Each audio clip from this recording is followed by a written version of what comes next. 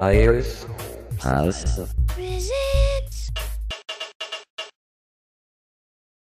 So women with these histories have higher rates of unintended pregnancies. Now back in the 80s and 90s, I was asked to present my research to a lot of Planned Parenthood groups that were not involved with Planned Parenthood, like church groups. They were dealing with girls who were pregnant. And I used to argue with them that you don't know why these girls are pregnant. You're only looking at their pregnancy. That's not enough. You need to ask them, where is the father of this child? Who is the father of this child? How old is the father of this child? Well, now they started asking these questions, but it was only the girl who was demonized.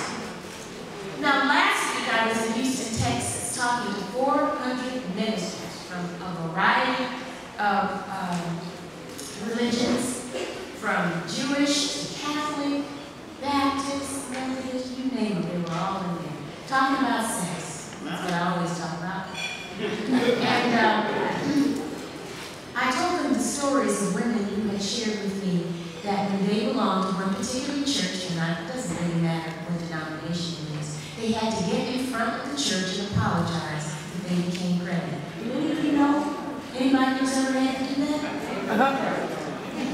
Apologize. No boy was ever asked to apologize, only the girls.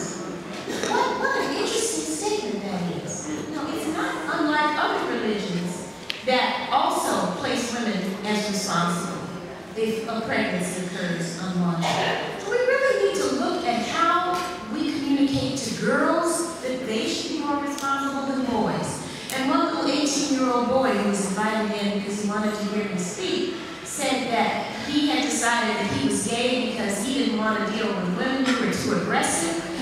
And they always come at him. He's really a good-looking kid. He said, they come at me and they don't use condoms and contraceptives, and then they try to trick me and tell me that they're pregnant. And I said, you know, that's really an unfortunate situation, but you have just as much responsibility as any of those girls who come at you do. I don't know why it is that you're seeing them as the predators of you. You have responsibility. You've got the penis. You're the one that should be putting the condom on that penis. No one should be coming at you. There shouldn't be any breast, any behind, any thighs, or any body who's got all that combination who should be so rocking that you can't put that on and take care of yourself. Don't blame it on the girls.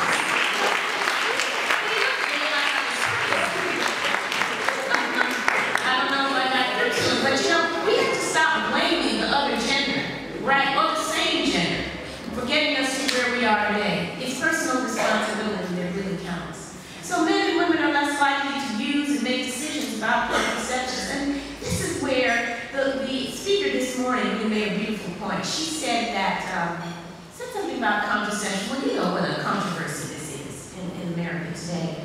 Women who don't use contraception are less likely to use condoms too. But we need to be studying the same issues, and we need female-centered issues to be brought into the environment where